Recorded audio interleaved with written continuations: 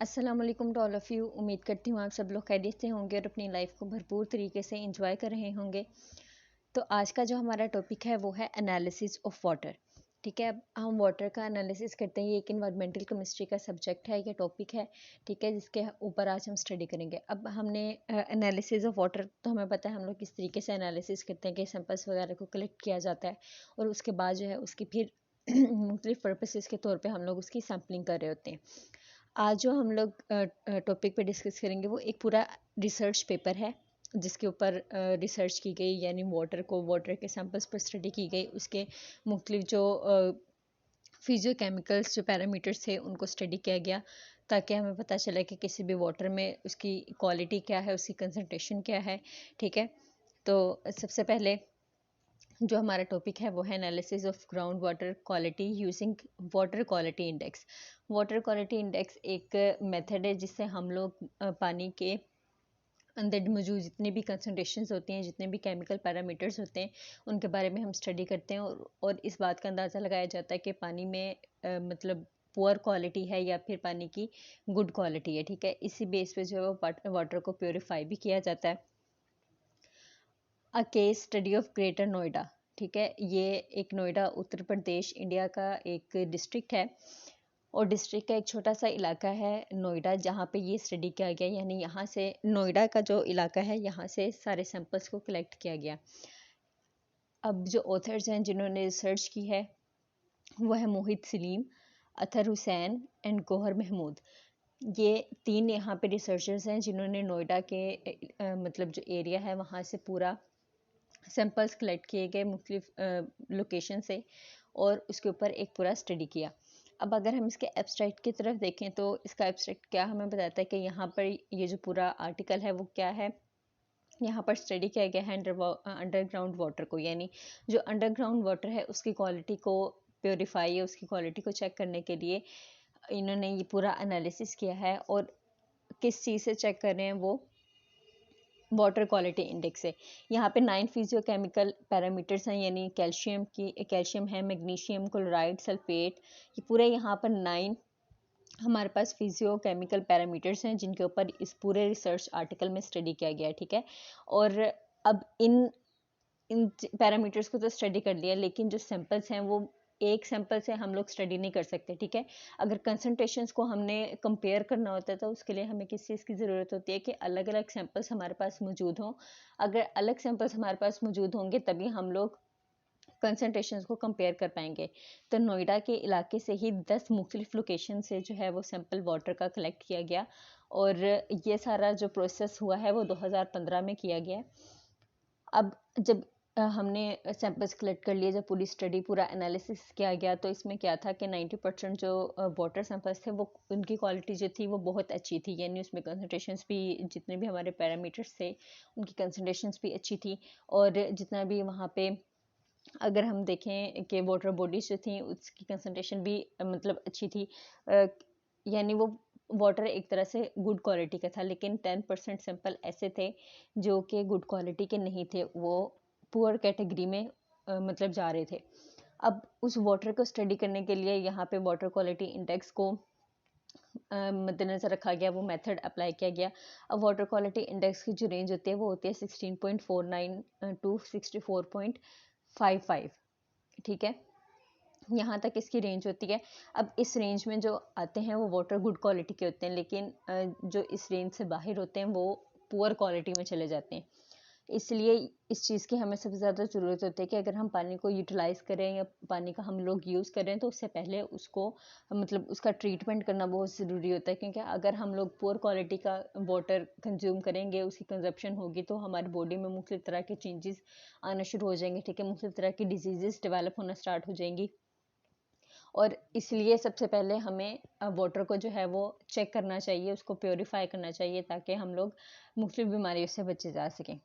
ठीक है, अब इस पे पब्लिक इंटरेस्ट स्टेटमेंट ली गई, यानी यहाँ पे जहाँ पे जो लोकेशन थी नोएडा की, उत्तर प्रदेश का जो एक छोटा सा इलाका है, यहाँ पे जो है वाटर की क्वालिटी को मतलब रखा गया। अब नोएडा जो है एक बिजनेस सिटी है, यहाँ पे मतलब गवर्नमेंट की बहुत ज़्यादा इंडस्ट्रीज यहाँ पर मौजूद है नोएडा के इलाके में, ठीक है। तो इसका मतलब ये है कि ये एक ऐसा इलाका था जहाँ से हमें इन कंसंट्रेशंस का बहुत अच्छे तरीके से पता चल जाना था।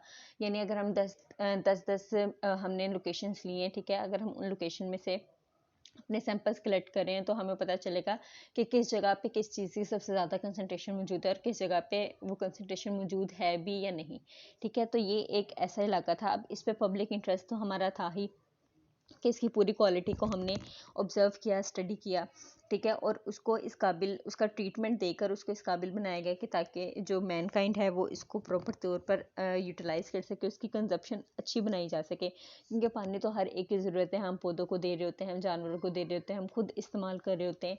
तो अगर उसको हम लोग गलत कंजप्शन ले रहे होंगे या फिर हम लोग पुअर क्वालिटी वाटर की ले रहे होंगे तो वो हमारी बॉडी को ही अफेक्ट करेगी। अगर प्लांट्स को दे रहे होंगे तो वो इनडायरेक्टली भी हमारी बॉडी में जा रही होगी। अगर हम किसी एनिमल को देंगे तो एनिमल को भी जब हम लोग उनका मीट लेते हैं तो क्या होगा, इनडायरेक्टली हमारे बॉडी में ही वो सारा कुछ जा रहा होता है। और जब हमारी बॉडी में उसकी कंजप्शन ज़्यादा हो जाएगी या उसकी कंसनट्रेशन ज़्यादा हो जाएगी तो हमारी बॉडी में प्रॉब्लम्स जो हैं वो क्रिएट होना स्टार्ट हो जाएंगी। अब इसके इंट्रोडक्शन में मैंने आपको पहले ही बता दिया कि नोएडा जो है एक इंडिया का जो एक डिस्ट्रिक्ट है उत्तर प्रदेश, ठीक है, वहाँ का ये इलाका है जहाँ पे इंडस्ट्रीज बहुत ज़्यादा हैं, यानी बिजनेस सिटी है।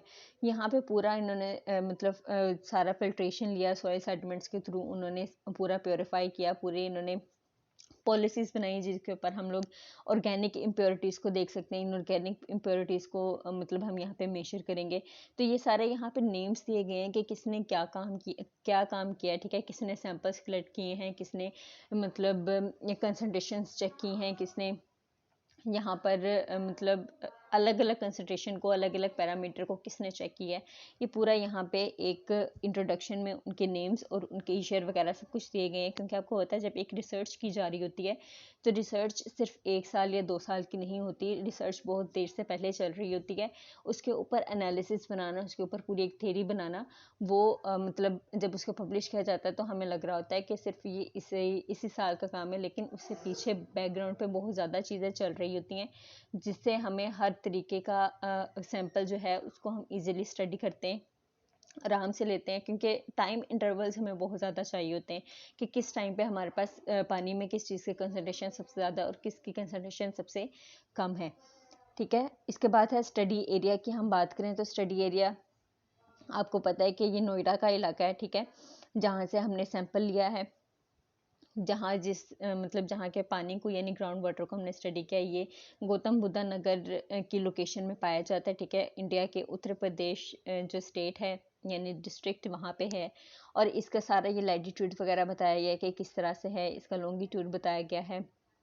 अब यहाँ पे कितनी पॉपुलेशन है, कितने यहाँ पे विलेजेस मौजूद हैं, ये सारा कुछ यहाँ पे इसका एक पूरी डिटेल में बताया गया है, ठीक है। ये सारा जो रीजन आता है ये नेशनल कैपिटल टेरिटरी में आता है, यानी इंडिया की जो नेशनल कैपिटल है दिल्ली, ठीक है, उसके रीजन में ये नोएडा का इलाका आ रहा होता है। इसके बाद जो है टोटल लैंड का अगर हम इसमें कवर करें तो ये पूरा यहाँ पे इसका एक मैथमेटिकल न्यूमेरिकल दिया गया है, ठीक है, जिससे हम लोग ये देख सकते हैं कि कितने कितने इनके लैटिट्यूड्स हैं, कितने इनका लैंड कवर है, कितने इनके लॉन्गिट्यूड्स हैं, ठीक है, कितना एरिया इनका कमर्शियल है और कितना इनका इंस्टीट्यूशनल है।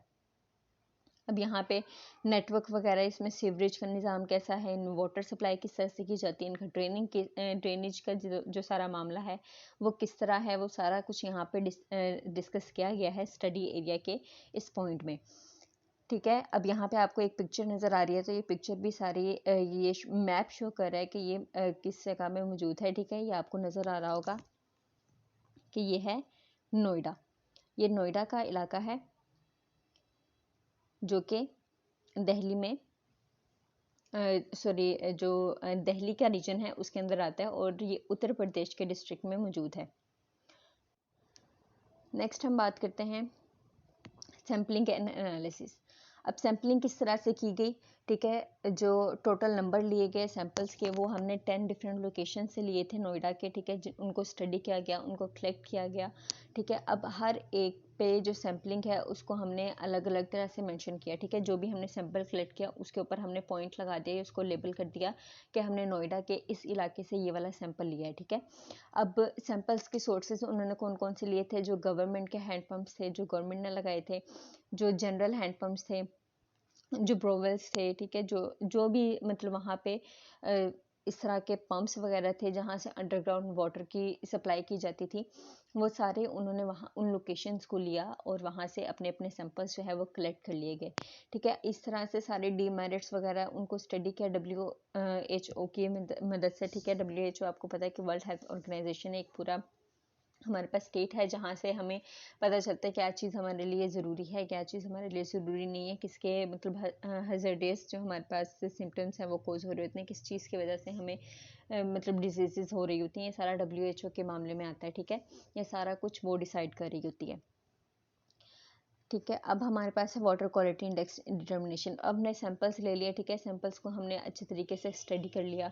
अब उसके बाद हम लोगों ने उसकी वाटर इंडेक्स को कैसे डिटर्मिन करना है, ठीक है। वाटर क्वालिटी इंडेक्स जो होता है ना, वो बेसिकली एक ऐसी इन्फॉर्मेशन हमारे पास प्रोवाइड कर रहा होता है जो कि रेटिंग स्केल्स पे होती है, ठीक है। यानी इसके जो रेटिंग स्केल्स होते हैं वो 0 से लेके 100 तक हो रहे होते हैं और इसमें 9 पैरामीटर्स को बेसिकली स्टडी किया जाता है वाटर क्वालिटी इंडेक्स का जो मेथड है ना इसके अंदर।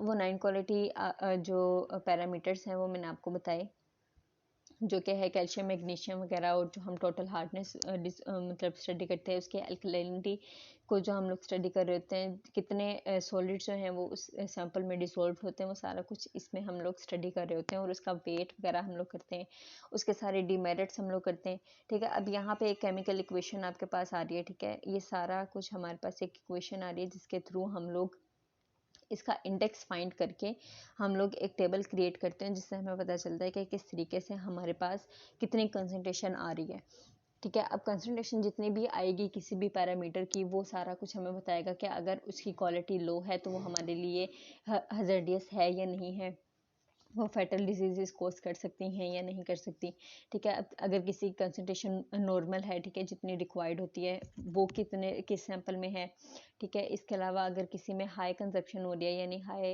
अमाउंट है या हाई कंसंट्रेशन है किसी भी पैरामीटर की, तो वो बताएगा कि वो किस तरीके से हम लोग उसको कम कर सकते हैं, ठीक है।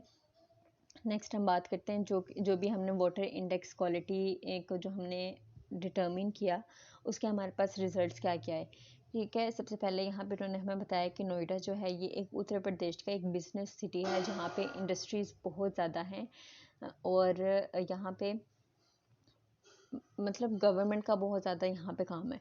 अब ये जो इंडस्ट्रीज़ के एफ्लुएंट्स होते हैं वो डायरेक्टली वाटर बॉडीज़ में जो है वो डिस्चार्ज जो है वो कर दिए जाते हैं इजीली, ठीक है। आपको पता है पॉन्ड्स वगैरह में, रिवर्स वगैरह में जितना भी एफ्लुएंट्स बच रहे होते हैं, जितने भी हमारे पास वेस्ट आ रहे होते हैं, वो सारे के डायरेक्टली हम लोग वाटर में जो है उसको डिस्पोज करते हैं, ठीक है। अब वो हम लोग कर रहे हैं, हम लोग ये नहीं जानते कि उसके क्या असरात होंगे, ट्रीटमेंट्स जो हैं कि इंसफिशेंट है या नहीं है। कोई भी हम लोग उनको वेस्ट करने से पहले कोई इस तरह का ट्रीटमेंट नहीं कर रहे होते कि वो जब पानी में उनको फेंका जाए तो वो कोई मुहलिक बीमारियां कोस ना करें, पानी को पोल्यूट ना करें, जो वाटर बॉडीज़ मौजूद हैं, जो प्लांट्स वगैरह हैं, उनको कंटेमिनेट ना कर दें, उनको इस तरीके के इन्वायरमेंट में ना डाल सकें कि वो वही वाटर एब्जॉर्ब कर लें, वही सारे वेस्ट को, वही केमिकल्स को जो हज़ार्डियस हैं इंसान की हेल्थ के लिए, वो सारे एब्जॉर्ब करेंगे तो इनडायरेक्टली वो हमारी बॉडी में भी कॉज करेंगी डिजीज़ सारी, ठीक है।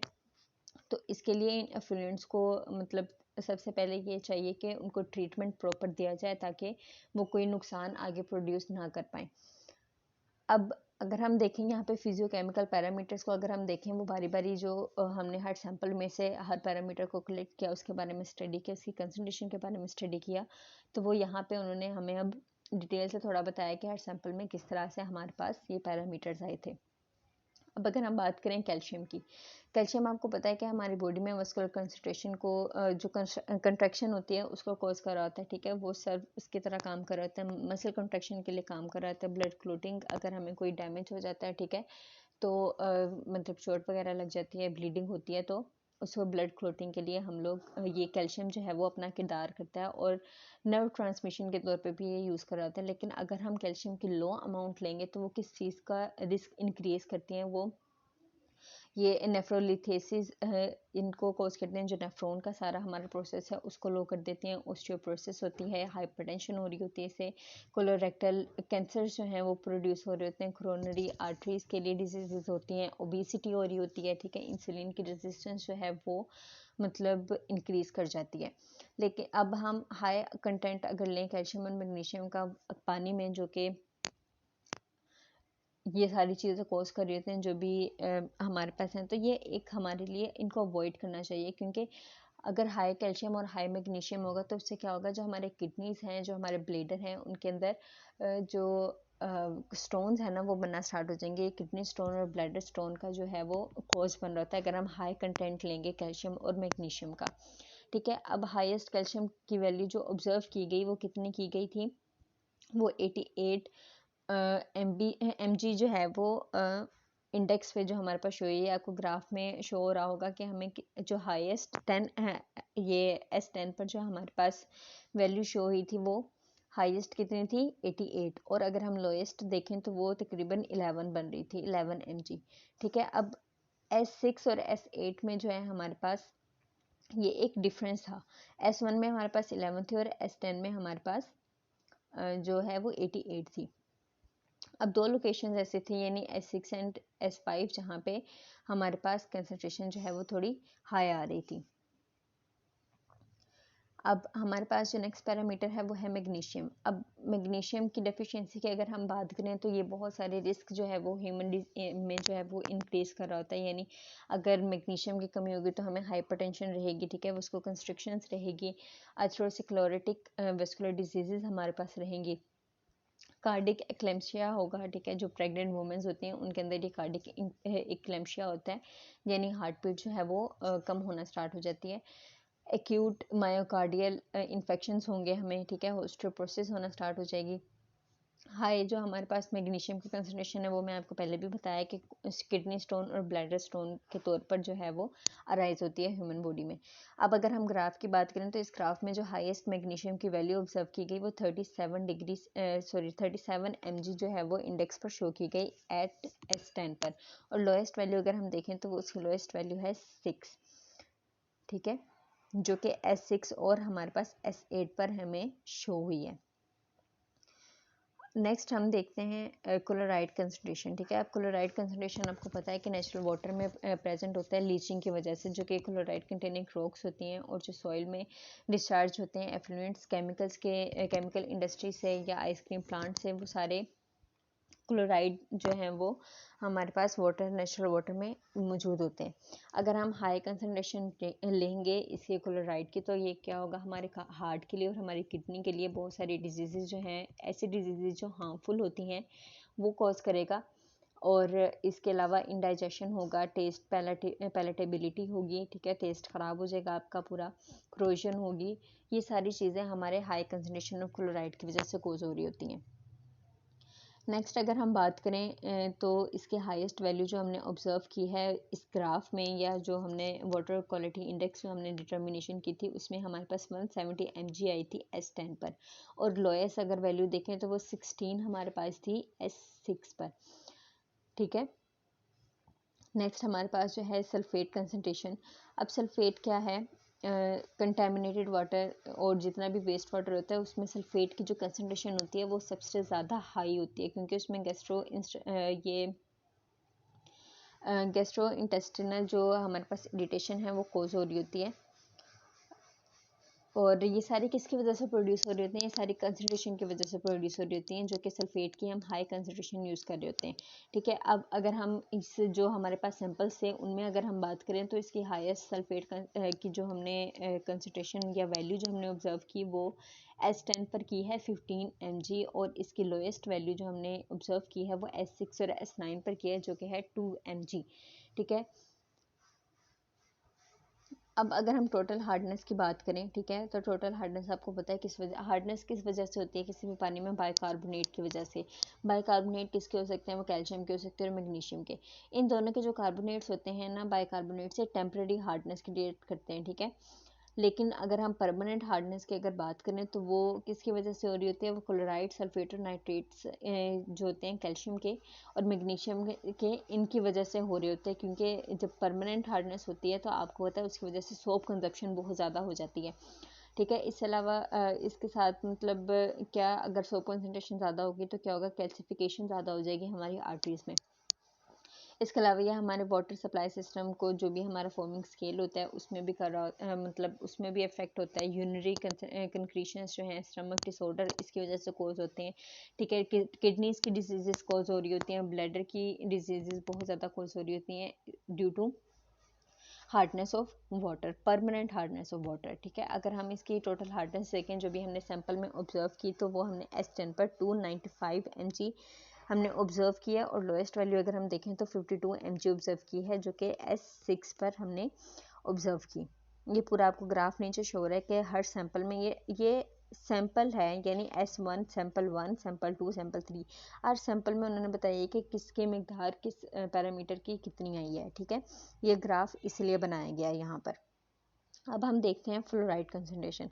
अब आपको पता है फ्लोराइड एक जो केमिकल कंटेमिनेंट है, यानी ये भी कंटेमिनेशन कॉज कर रहा होता है। ठीक है, अब अगर हम फ्लोराइड की स्मॉल डोजेस लेते हैं तो उससे क्या होता है कि डेंटल सिस्टम जो है वो इन्फ्लुएंस हो रहा होता है। अगर हम इसकी हायर कंसंट्रेशन लेंगे तो क्या होगा, फ्लोराइड क्या करेगा, आपका डेंटल और स्केलेटल फ्लोरोसिस करेगा। ठीक है, यहाँ पे फ्लोराइड कंसंट्रेशन बहुत ज़्यादा होने की वजह से वो आपका सारा डैमेज हो जाएगा और वो खोखला होना शुरू हो जाएगा। ठीक है, स्केलेटल और आपके जो भी मतलब डेंटल आपको पता है जो भी हमारा ओरल में जो टीथ्स वगैरह हैं उन पे, या जो हमारी हड्डियाँ वगैरह हैं, स्केलेटल जितना भी है हमारा, वो खोखला होना स्टार्ट हो जाएगा due to high concentration of fluoride. अब अगर हम अपने सैंपल्स में देखें तो हमारे सैंपल्स में जितनी भी हमने ऑब्जर्व की क्लोराइड की कंसंट्रेशन, वो थी 0.10 mg। हर लोकेशन में फ्लोराइड की जो कंसंट्रेशन थी वो सेम थी, यानी 0.10 mg। अब हम नेक्स्ट बात करते हैं नाइट्रेट कंसंट्रेशन की। तो नाइट्रेट कंसंट्रेशन आपको पता है नाइट्रेट कहाँ पाया जाता है, कि अंडरग्राउंड पाया जाता है, ग्राउंड वाटर में लीचिंग की वजह से जो नाइट्रेट की लीचिंग हो रही होती है, पर्कुलेटिंग वाटर्स की वजह से जो सॉइल में हो रहा होता है, यानी जितने भी इन्फेंट वहाँ पर मौजूद होते हैं उनकी वजह से हमारे पास अंडरग्राउंड में या ग्राउंड वाटर में नाइट्रेट की कंसंट्रेशन मौजूद होती है। ठीक है, अब इससे क्या हो रहा है, अगर हम हाई टॉक्सिक नाइट्रेट कंसंट्रेशन लेंगे तो इससे हमारे पास क्या होगा कि कार्डियोवास्कुलर सिस्टम डैमेज होगा, नर्वस सिस्टम को डैमेज करेगा। ठीक है, इसके साथ साथ जो गैस्ट्रिक कैंसर है वो भी प्रोड्यूस कर सकता है। ठीक है, नाइट्रेट ये सारे कोजेज हमारे पास, जो हाई कंजप्शन अगर हम लेंगे नाइट्रेट की तो ये सारी डिजीजेज हमें कोज होंगी। अगर हम अपने सैंपल्स में बात करें तो हमारे सैंपल्स में जो हाईएस्ट नाइट्रेट कंसंट्रेशन जो हमने ली है वो है S10 पर, यानी जो सैंपल 10 है उसमें हमें 9 mg मिली, और लोएस्ट जो थी वो हमारे पास 1 mg थी, जो कि S8 पर हमें, यानी सैंपल 8 में हमें मिली। ये सारी हमारे पास जो कंसंट्रेशन है, ये जितनी भी हमारे पास वैल्यूज़ हैं वो ग्राफ में आपको हर सैंपल में शो हो रही हैं। अब हमारे पास जो नेक्स्ट पैरामीटर है वो है टोटल डिजॉल्व्ड सॉलिड्स का। अब किसी भी वाटर में, किसी भी सैंपल में कि सॉलिड्स कितनी डिजॉल्व हैं उसका भी एक एस्टिमेशन लगाना बहुत ज़्यादा ज़रूरी है। ठीक है, तो अब ये बहुत ज़्यादा हेल्पफुल रहता है कि ये सुटेबिलिटी ऑफ वाटर को हम लोग करें कि वो ड्रिंकिंग के लिए है या फिर एग्रीकल्चर के लिए हम लोग यूज़ करेंगे या फिर इंडस्ट्रियल पर्पज़ के लिए हम लोग यूज़ कर रहे होते हैं। तो ये बहुत ज़्यादा इसकी एस्टिमेशन लगाना बहुत ज़्यादा ज़रूरी हो जाता है, ताकि हम वाटर की सुटेबिलिटी को है वो चेक कर सकें। ठीक है, अब जो टोटल डिसॉल्व सॉलिड्स हैं, ठीक है, वो किसका सम होते हैं, वो potassium, calcium, sodium, magnesium, carbonates, bicarbonates, ये chlorides, organic matters, phosphate and other particles, इन सब का एक मिक्सचर होता है। यानी जो भी टोटल डिसॉल्व सॉलिड्स होते हैं, ये एक्चुअली में यही सारे केमिकल्स होते हैं जिनको हम टोटल डिसॉल्व सॉलिड के तौर पर हम लोग ले रहे होते हैं। अगर हम इनकी हाई कंसंट्रेशन लेंगे, यानी टोटल डिसॉल्व सॉलिड्स की हाई कंसंट्रेशन होगी, तो वो क्या प्रोड्यूस करेगी, वो गैस्ट्रो इंटेस्टिनल इरिटेशन प्रोड्यूस करेगी ह्यूमन बॉडी में। ठीक है, और इसके साथ साथ अगर हम देखेंगे सैंपल में हमारे पास जो हाईएस्ट वैल्यू आई है S10 पर, वो है 701 mg, और लोएस्ट वैल्यू अगर हम देखें तो वो 351 mg आई है S4 पर, और बाकी सारी हमारे पास कंसंट्रेशन जो है वो यहाँ पर शो हो रही है ग्राफ में। नेक्स्ट हमारा पैरामीटर है एल्कलिनिटी। एल्कलिनिटी आपको पता है कि सारा पीएच वैल्यूज़ के ऊपर डिटरमिन कर रहा होता है कि किसी भी चीज़ की वैल्यू कितनी है, पीएच वैल्यू कितनी है। तो अगर हम देखें यहाँ पे हाईएस्ट एल्कलिनिटी वैल्यू जो हमने यहाँ पे सैंपल में फाइंड की है वो है S10 में 230 mg और लोएस्ट अगर हम देखें तो वो है 30 mg S6 पर, ठीक है। अब बाकी सारे सैंपल में जो हमारे पास यहाँ पे सैंपल मौजूद हैं, ये जो ग्राफ में हमें शो हो रहे हैं सारे हमारे पास सारे वैल्यूज़ जो हैं वो हमारे पास शो हो रही हैं। अब वाटर क्वालिटी इंडेक्स की अगर हम बात करें तो ये बेसिकली क्या है, ये फिजियोकेमिकल पैरामीटर्स हैं, वो आपको पता है कि ग्रेटर नोएडा में बहुत ज़्यादा पाए गए, ठीक है। WHO ने जो है पूरी जो प्रेस्क्राइब की थी वैल्यूज़, उसके ऊपर जो है वो बेस करती थी, ठीक है। जितना भी उनका वेटेज था, जितनी भी उनकी अमाउंट थी, वो सारे जब चेक की तो वो सारी उन्होंने एक टेबल में हमारे पास शो कर दी थी, ठीक है, जिससे हमें पता चल गया कि कितनी वैल्यूज़ हमारे पास आनी चाहिए थी। जो रिजल्ट थे उन्होंने क्या रिवील किया था कि जो 10 लोकेशन थी उनमें से वो अगर हम देखें तो वो गुड क्वालिटी की थी, यानी ranges from 2 to 25, 0 to 25 and 26 to 50, ठीक है। लेकिन एक प्लेस ऐसी थी जो 9 प्लेसेस हमने, यानी टोटल हमने 10 डिफरेंट लोकेशन से लिए थे ना, तो अगर हम देखें तो 9 प्लेसेस ऐसी थी या 9 लोकेशन ऐसी थी जो कि मतलब गुड क्वालिटी की थी। 90% की हमने बात की थी ना कि 90% जो है वो गुड क्वालिटी का था और 10% ऐसा था जो कि हमारे पास पुअर क्वालिटी थी। तो इस हिसाब से अंदाज़ा लगाया जाए तो 9 लोकेशंस पे हमारे पास गुड क्वालिटी आई वाटर की, लेकिन एक लोकेशन ऐसी थी जहाँ पे वाटर की क्वालिटी थोड़ी सी यानी मॉडरेटली पुअर कैटेगरी में जा रही थी, यानी वो 51 to 75 जो हमारे पास रेंज थी उसमें जा रही थी, जिसकी वजह से उसको पुअर क्वालिटी का कहा गया था और उसके लिए पूरा प्रॉपर ट्रीटमेंट किया गया ताकि उसको यूसेज से पहले उसको एक ऐसा वाटर बनाया जाए, ठीक है, जो कि हमारे लिए हज़ार्डियस ना हो, जो कि हमें किसी भी तरह की बीमारी जो है वो कॉज ना कर सके। अब हमारे पास अगर हम कंक्लूजन की बात करें तो कंक्लूजन में आपको पता है कि हम लोग क्या कर रहे होते हैं कि जितनी भी हमने रिसर्च की होती है, जितना भी हमने एनालिसिस बनाया होता है, उसकी पूरी डिटेल हम लोग यहाँ पर स्टडी कर रहे होते हैं, ठीक है। अब अगर हम देखें यहाँ पे हमने जो है सैंपल्स लिए थे, ठीक है। अब इस स्टडी में हमारे पास क्या हुआ था, 90% वाटर सैंपल्स तो है जो थे हमने वो गुड क्वालिटी के हमने चेक कर लिए, लेकिन 10% जो थे वो पुअर क्वालिटी के निकले थे, ठीक है। अब वाटर क्वालिटी इंडेक्स के थ्रू उनकी डिटर्मिनेशन की गई, ठीक है, उनकी रेंजेस बताई गई। उसके बाद क्या था कि जब हमें पता चल गया कि यहाँ पे 10% जो है वो कंटेमिनेटेड है, तो उसको यूजेज से पहले कंटेमिनेशन से फ्री करना था ताकि उसको यूसेज के लिए कारआमद बनाया जा सके, ठीक है।